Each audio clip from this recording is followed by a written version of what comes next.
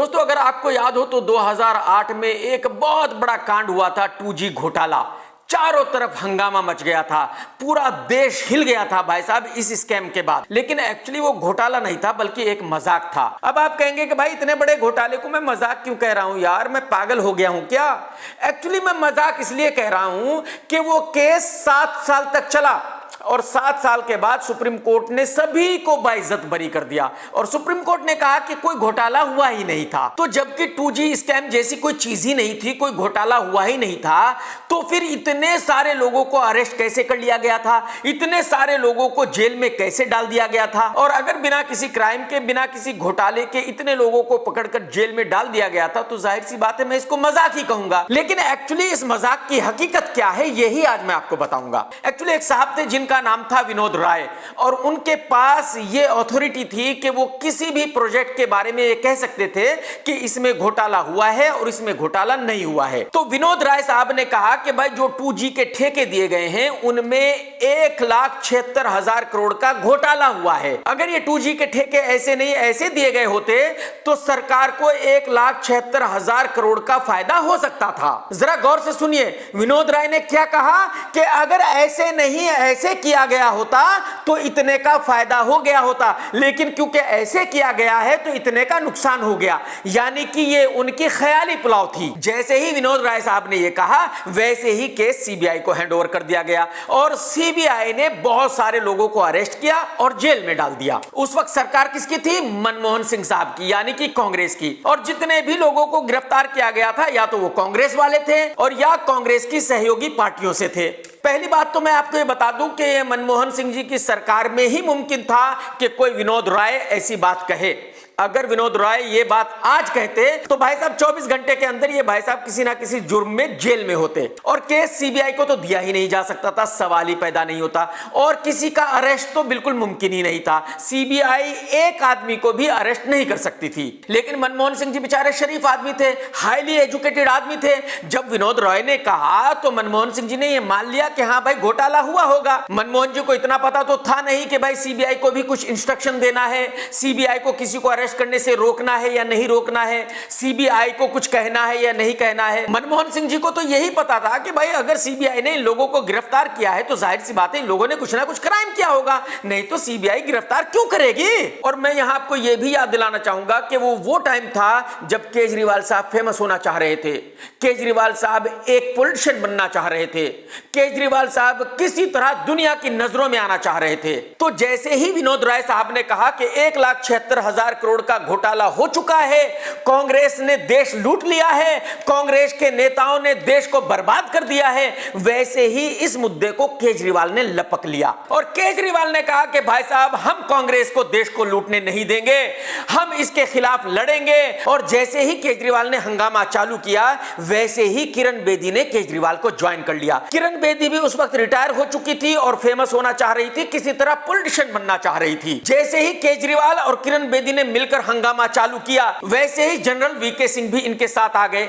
वो भी उस वक्त रिटायर हो चुके थे, उनको भी पॉलिटिशियन बनना था, उनको भी कोई बड़ा पद चाहिए था। तो अब तक इस मुहिम में 4 लोग शामिल हो गए थे, विनोद रॉय, केजरीवाल, किरण बेदी और वीके सिंह। जैसे ही इन चारों ने मिलकर हंगामा चालू किया वैसे ही बाबा रामदेव ने देखा कि भाई ये सही चांस है कि इनके साथ जुड़ जाता हूं, इनके साथ जुड़ूंगा तो मेरा भी कुछ ना कुछ हो ही जाएगा। क्योंकि उस वक्त बाबा रामदेव भी एक लुक्खा था, एक अनपढ़ गवार फेमस होने की कोशिश कर रहा था, बड़ा बिजनेसमैन बनने की कोशिश कर रहा था। तो जाहिर सी बात है उसने भी इनको ज्वाइन कर लिया और उसने भी हंगामा चालू कर दिया। तो इन 5 लोगों ने मिलकर हंगामा चालू किया और इनका हंगामा असर करने लगा था, लोग इनके बहकावे में आने लगे थे, लोगों पर इनका असर होने लगा था। जैसे ही इन लोगों का ड्रामा सुब्रमण्यम स्वामी ने देखा वैसे ही उसने भी इनको ज्वाइन कर लिया। क्योंकि स्वामी पढ़ा लिखा आदमी है, उसकी समझ में आ गया कि भाई साहब जो ये कर रहे हैं वो बिल्कुल सही कर रहे हैं, पब्लिक इनके बहकावे में आ रही है और अब ये हंगामा आगे चलकर लेकर बहुत बड़ा बनने वाला है, तो बेहतरी इसी में है कि इनको ज्वाइन कर लिया जाए। इन सब ने मिलकर मीटिंग की और इन्होंने डिसाइड किया कि देखो भाई, हम तो हंगामा कर रहे हैं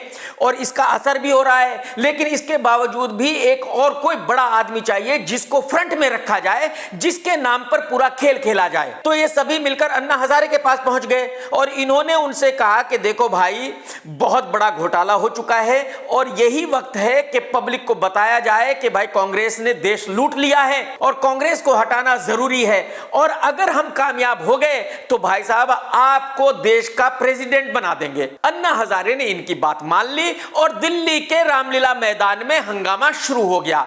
यह हंगामा महीनों चला। पूरे देश ने यह मान लिया कि ये जो लोग हंगामा कर रहे हैं ये बिल्कुल सही कर रहे हैं और कांग्रेस ने वाकई देश को लूट लिया है और मनमोहन सिंह जी एक बहुत ही करप्ट आदमी है, बहुत ही बेकार आदमी है। इसी धरना और हंगामे के बाद इन सभी ने पब्लिक से बड़े बड़े वादे किए। काणे बाबा रामदेव के पास तो दुनिया के सारे बैंकों से सारी डिटेल्स आ गई थी भाई साहब। उसने तो सबको बता दिया था कि देखो विदेशों में कितना काला धन है, इतने लाख, इतने हजार, इतने सौ रुपए इस बैंक में पड़े हैं, इतने उस बैंक में पड़े हैं, इतने उस बैंक में पड़े हैं। मतलब इस ड्रामे खाने का इतना बड़ा नेटवर्क है भाई साहब कि इसने पूरी दुनिया के बैंकों से सारी डिटेल्स मंगा ली थी। और उस वक्त में मोदी जी गुजरात के सीएम थे, मोदी जी इंडिया के पीएम बनना चाहते थे। तो मोदी जी को समझ में आया कि भाई जो लोग ये कर रहे हैं वो बिल्कुल सही कर रहे हैं और इलेक्शन होने वाले हैं, लोहा बिल्कुल गर्म है, लोहे पे हथौड़ा मारने का ये बिल्कुल सही वक्त है। तो मोदी जी ने वो सब कुछ इकट्ठा किया जो रामदेव कह रहा था, जो केजरीवाल कह रहा था, जो वीके सिंह कह रहा था, जो किरण बेदी कह रही थी, यानी इन सब के बयानों को इकट्ठा किया और मोदी जी उनको लेकर पब्लिक के सामने चले गए। मोदी जी ने कहा कि देखो भाई, फला ये कह रहा है, फला ये कह रहा है, फला ये कह रहा है, देश पूरी तरह लूट चुका है, कांग्रेस ने देश लूट लिया है। अब जो है आप लोगों के पास एक ही रास्ता है कि कांग्रेस को हटाना है और मुझे वोट देना है, मुझे पीएम बनाना है। अगर मैं पीएम बन गया तो भाई साहब 3 महीने के अंदर वो सारा काला धन वापस आ जाएगा जो बाबा रामदेव जी बता रहे हैं। और राहुल गांधी, प्रियंका गांधी, सोनिया गांधी, मनमोहन जी, ये सब तो जेल जाने वाले हैं क्योंकि इन्होंने तो देश को लूट लिया है, इन्होंने तो इतना करप्शन कर लिया है कि जिसको कोई इंतहा नहीं है। और जब अन्ना हजारे जैसा शरीफ आदमी आपको यह कह रहा है कि भाई कांग्रेस ने देश को लूट लिया है तो आपको मान लेना चाहिए, आपको मुझे ही वोट देना चाहिए। और पब्लिक की बात यह समझ में आ गई, पब्लिक ने दिल खोलकर मोदी जी को वोट दिया। तो अब समझने की कोशिश करते हैं कि भाई इस धरने से, इस हंगामे से किसको क्या मिला। विनोद राय जो पहला आदमी था उसको पद्म भूषण मिला और बीसीसीआई का चीफ बन गया। केजरीवाल जो दूसरा आदमी था जो ये कहता था कि मैं पॉलिटिक्स में कभी नहीं जाऊंगा, मैं पॉलिटिकल पार्टी कभी नहीं बनाऊंगा, मुझे मिनिस्टर बनने का कोई शौक नहीं है, उसने अपनी पॉलिटिकल पार्टी लॉन्च की और वो दिल्ली का सीएम बन गया। तीसरी औरत किरण बेदी उपराज्यपाल बन गई और उपराज्यपाल किसने बनाया? बीजेपी ने। चौथा आदमी जनरल वीके सिंह जिसको कुछ नहीं चाहिए था, जो सिर्फ और सिर्फ पब्लिक के लिए लड़ रहा था, जो देश हित में लड़ रहा था, वो भी मिनिस्टर बन गया। पांचवा आदमी काना रामदेव जिसके पास ब्लैक मनी का सारा हिसाब किताब था, वो भी एक अरबपति बिजनेसमैन बन गया और बिना काला धन वापस आए बन गया।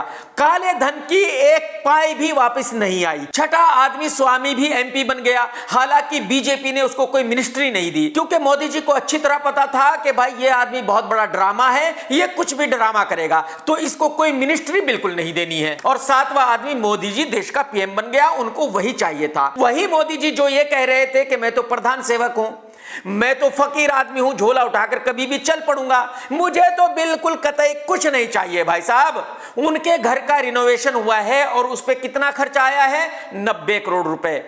उन्हीं का नया घर बन रहा है, वो कितने में बन रहा है? 500 करोड़ रुपए में। उन्हीं मोदी जी के लिए एक प्लेन खरीदा गया है जिसकी कीमत है तकरीबन 8000 करोड़ रुपए। और आज केजरीवाल की बल्ले बल्ले है, उनके घर का अभी अभी रिनोवेशन हुआ है, उस पे खर्च हुए हैं 45 करोड़ रुपए, जबकि केजरीवाल को कतई कुछ नहीं चाहिए था। भाई साहब, तो 2G घोटाला जो हुआ ही नहीं था, उसके बाद जो धरना हुआ, जो प्रदर्शन हुआ, जो हंगामा हुआ और उससे जो लोग जुड़े उन सब की बल्ले बल्ले हो गई, उन सबको बढ़िया रिवॉर्ड मिला। लेकिन भाई साहब, जनता को क्या मिला? घंटा। पब्लिक को घंटे के अलावा कुछ मिलता ही नहीं है। भाई जस्टिस काटजू ने क्या कहा कि हिंदुस्तान में 90% लोग पागल हैं और पागलों को पागल बनाना आसान काम है। पागलों को पागल बनाना क्या मुश्किल काम है। तो जाहिर सी बात है इन सब लोगों ने मिलकर पब्लिक को पागल बनाया, इनको सब कुछ मिला और पब्लिक को मिला घंटा। मोदी जी ने कहा था कि 3 महीने के अंदर ब्लैक मनी वापस आ जाएगी, आई? बिल्कुल नहीं आई। करप्शन खत्म हुआ? बिल्कुल नहीं हुआ। जितना करप्शन पहले था आज उससे थोड़ा सा बस ज्यादा है। हाँ, इस पूरे कांड में अगर कोई नुकसान में रहा तो वो रहा अन्ना हजारे। उस बेचारे को कुछ नहीं मिला क्योंकि वो सीधा आदमी था। इन सबको जैसे ही सब कुछ मिला वैसे ही ये उस बेचारे को भूल गए। तो उसके साथ जो प्रॉमिस किया गया था कि भाई आपको प्रेसिडेंट बनाया जाएगा, वो उसको नहीं बनाया गया। तो सबसे ज्यादा नुकसान में अन्ना हजारे साहब रहे। आज अन्ना हजारे साहब अपने घर पर बैठकर पछताते होंगे कि वो दिल्ली रामलीला मैदान में आया था तो क्यों आया था, उन्होंने धरना में हिस्सा लिया था तो क्यों लिया था। लेकिन हजारे साहब अब तो कुछ हो नहीं सकता, अब तो जो होना था वो हो चुका। टेक केयर दोस्तों, जय हिंद, वंदे मातरम, सत्यमेव जयते।